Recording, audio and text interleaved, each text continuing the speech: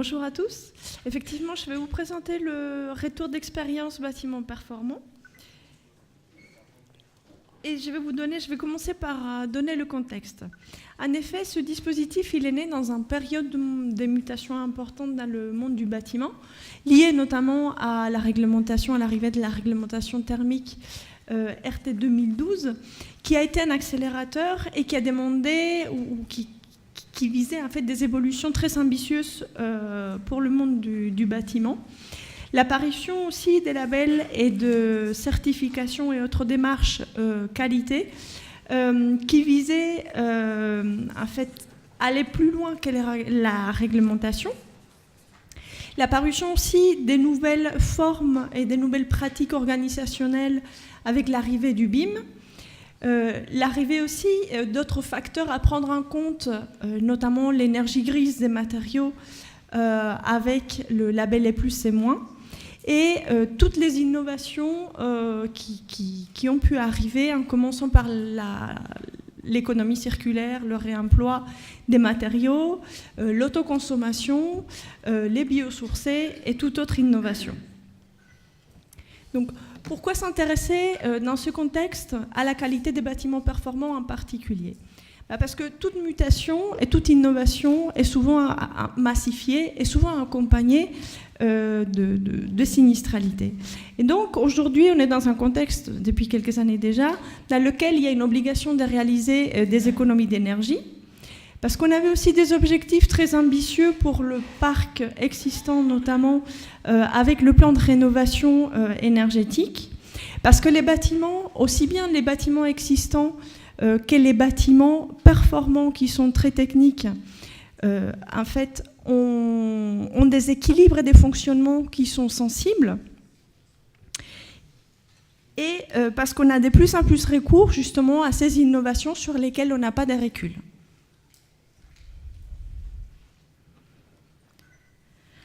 Je vais passer maintenant au dispositif Rex Bâtiment Performant. Et donc, il s'agit d'une étude qualitative des terrains qui vise à identifier et à comprendre les risques émergents dans ces bâtiments performants. Donc, son objectif principal, c'est d'améliorer la qualité de ces constructions en particulier et de faire progresser la filière par une montée en compétences. Il est né en 2010 et depuis l'origine, en fait, on a balayé tout le territoire national. Donc, on a actuellement 16 enquêteurs, dont un par région en métropole. On a aussi des enquêteurs dans les Drom, il y en a 3, en Guyane, Martinique et à La Réunion. Et actuellement, on a aussi un projet en partenariat dans le cadre du programme européen Alcotra, qui s'appelle A2E, dans lequel les enquêtes se poussent jusqu'en Italie. La philosophie de ce dispositif est vraiment l'apprentissage par l'erreur et le partage des expériences. Donc, ce n'est pas d'arriver directement au résultat, parce qu'on a vu déjà aujourd'hui dans la précédente présentation qu'on doit essuyer les plâtres, mais de pouvoir y arriver en fait, en partageant en fait, les erreurs des uns et des autres. La méthode, elle est basée sur 4 principes. Le premier, c'est la collecte d'informations sur les terrains, la consolidation des informations dans une base de données, l'analyse de l'information et puis la valorisation des enseignements. Quant à la collecte sur les terrains, on va visiter donc des bâtiments performants, qu'ils soient neufs ou qu'ils soient rénovés, et on va visiter donc des opérations soit en phase chantier, soit en phase d'exploitation. Et on va faire des constats, des qualités ou de non-qualités, c'est-à-dire de bonnes pratiques ou des désordres parfois. On va faire, dans certains cas, des mesures, on va prendre des photos. On va interviewer aussi les acteurs des terrains, les différents acteurs du projet, dont 2 à minima pour chacune des enquêtes. Et pour ce faire, on a des partenariats avec les centres régionaux des ressources du réseau BIP. Et on a travaillé aussi en partenariat avec le programme GRENOV BBC. Pour que vous ayez une idée, depuis 2010 et jusqu'en 2017, on a visité 1200 opérations sur le territoire métropolitain. En fin d'année, on sera entre 1400 et 1500 bâtiments visités.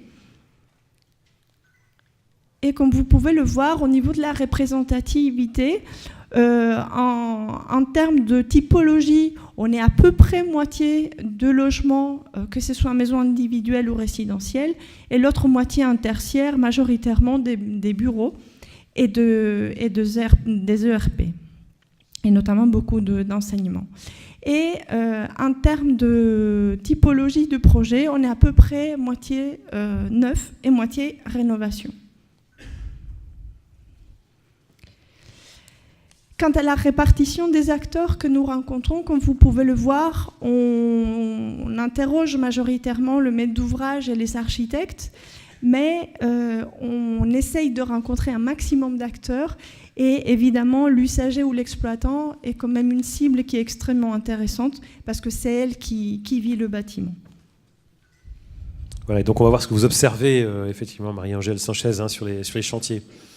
C'est ça, je vais rentrer dans quelques exemples d'observations que nous faisons sur les terrains. Donc on va commencer par l'enveloppe du bâtiment et la performance thermique.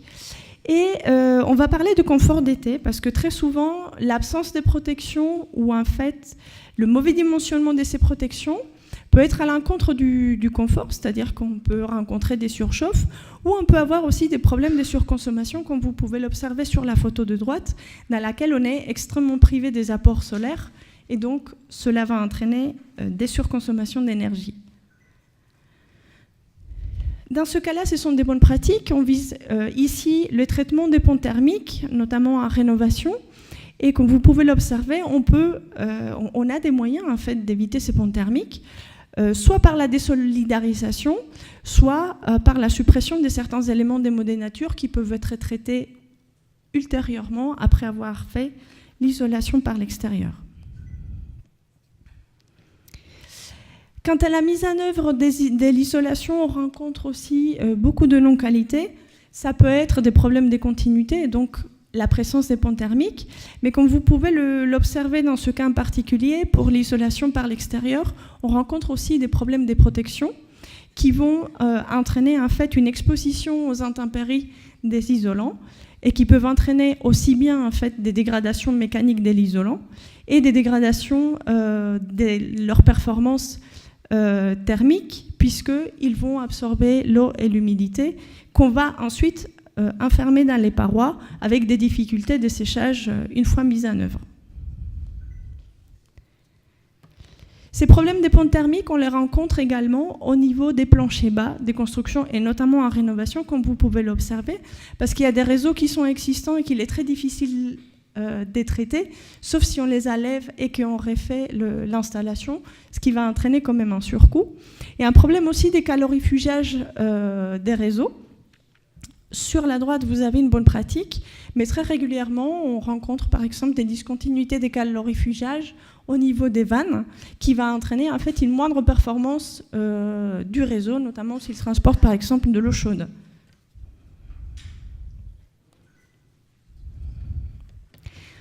Je reviens sur des sujets qui ont déjà traité. Vous verrez qu'on rencontre à peu près les mêmes thématiques. Donc, en termes d'étanchéité à l'air, on rencontre aussi beaucoup de problèmes, et notamment en rénovation, encore une fois, parce qu'il est difficile de rendre le plan d'étanchéité continu dans les constructions rénovées, parce qu'il y a de nombreux réseaux qui peuvent les traverser, parce qu'il y a des problèmes de raccordement aussi sur les supports existants, et parce que souvent les supports existants eux-mêmes ne sont pas étanches.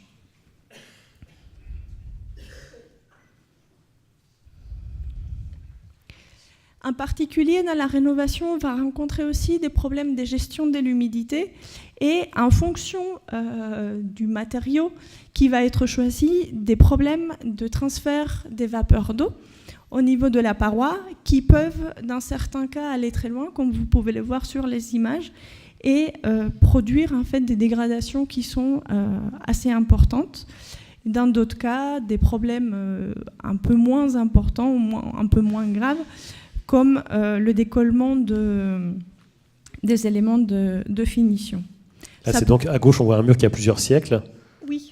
Qui a été complètement endommagé par une rénovation récente. Tout à fait. Donc il est vraiment impératif de prendre en compte, d'une part, de faire un diagnostic du mur et de prendre en compte les éventuelles remontées des capillarités, et surtout de tenir compte de la migration de vapeur d'eau au sein de la paroi et des différentes couches. Je vais rentrer maintenant dans les observations liées aux équipements techniques. Donc, on a observé dans ces bâtiments rénovés parfois le surdimensionnement des équipements, notamment des chauffages, vis-à-vis des nouveaux besoins énergétiques qui vont entraîner d'une part une surchauffe parce qu'ils sont surdimensionnés, donc puisque la maison a été rénovée et a été isolée. Mais on peut entraîner aussi une usure prématurée en fait, des équipements, puisqu'on va enclencher des cycles courts, des par-arrêts, qui peuvent les dégrader.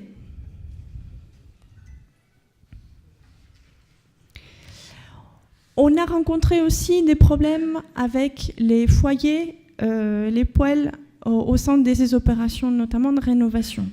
Pourquoi ? Parce qu'en fait, à l'origine, on avait une enveloppe qui avait des fuites parasites, et en fait, ces fuites servaient à alimenter en comburant la combustion à l'intérieur de l'appareil. Dans le cas des bâtiments performants en énergie et qui ont fait l'objet d'un renforcement à l'étanchéité de l'enveloppe, ces fuites parasites, elles sont moindres, et en fait, l'apport de comburant depuis l'intérieur de la pièce elle-même, il va être insuffisant à la combustion et ça va donner lieu à des combustions incomplètes. Quand on est en présence des systèmes de ventilation et notamment des systèmes de ventilation double flux, on peut trouver un déséquilibre et on peut avoir le refoulement des fumées des combustions à l'intérieur du bâtiment qui peuvent donner lieu à des intoxications. Donc, il est impératif de trouver de remplacer ces équipements par des équipements qui sont étanches, avec une prise d'air spécifique directement depuis l'extérieur. Et en plus, aujourd'hui, on a ces équipements, on a des conduits, par exemple, double paroi, qui permettent de faire l'amener d'air et l'extraction dans un seul conduit.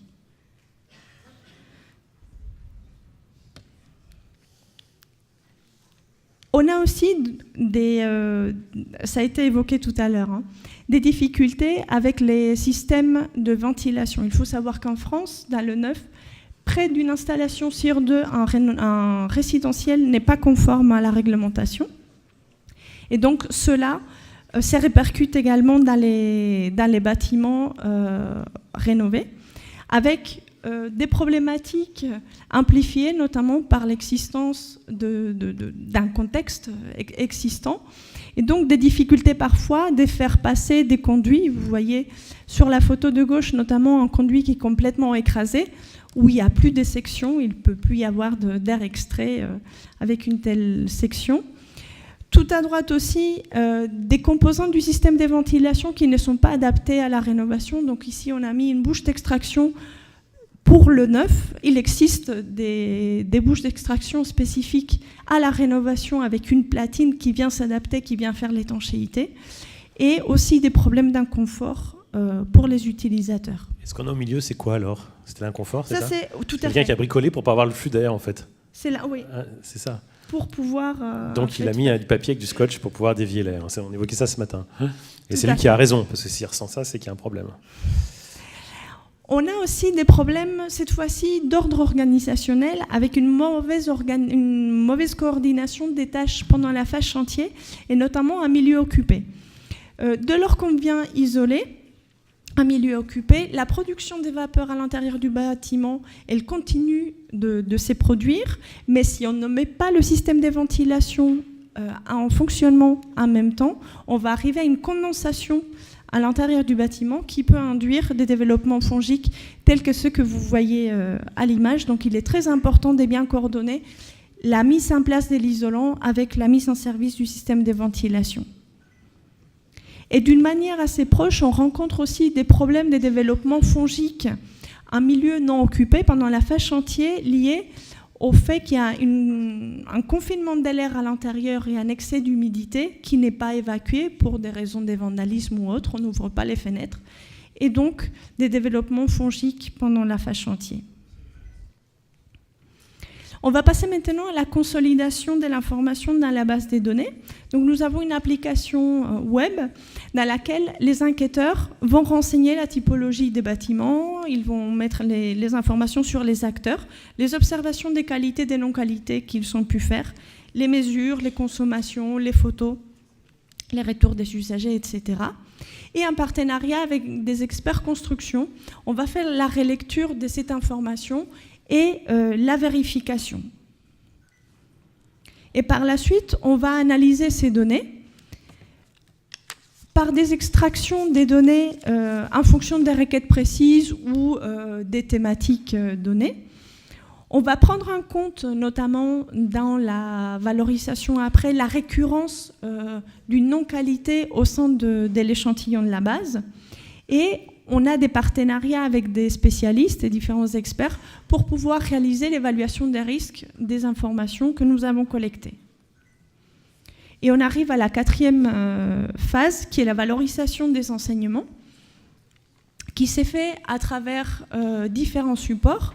Donc, nous produisons des rapports thématiques, que je vous montrerai tout à l'heure. Ces informations servent aussi à alimenter une mallette pédagogique. On produit des vidéos, on a une chaîne YouTube AQC-TV dans laquelle vous trouverez toutes les vidéos. On produit aussi des plaquettes de sensibilisation et après, on est amené à intervenir dans des restitutions publiques comme celle d'aujourd'hui. Pour les rapports, on a une quinzaine de rapports, près d'une quinzaine publiés aujourd'hui sur notre site internet. Donc il y en a un notamment consacré à l'amélioration de la performance thermique du bâti ancien, mais vous avez beaucoup d'autres thématiques. Il y a le BIM, le bois, le problème d'humidité dans les constructions, les biosourcés. Donc je vous invite à consulter le site internet. Et surtout, il y a beaucoup de rapports thématiques en préparation, tous ceux de l'année 2018, que vous pourrez trouver l'année prochaine en ligne. On produit, comme je vous disais aussi, des vidéos. Ceux-là, ils sont extraits justement des rapports thématiques, mais il y en a d'autres qui répondent en fait à des plaquettes des sensibilisations et notamment la rénovation performante par étape.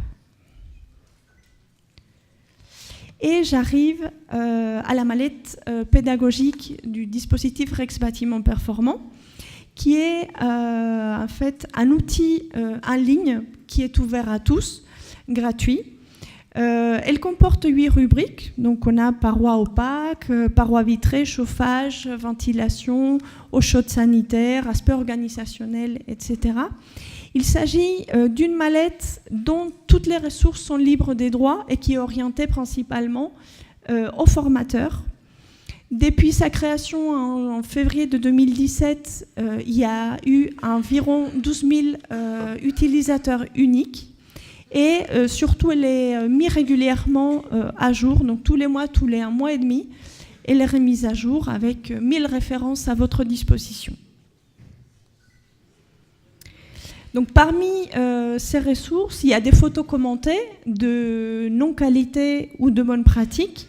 On a aussi des illustrations dont vous pouvez vous servir pour préparer les supports. Il y a des études de cas pour la ventilation ou pour différentes thématiques.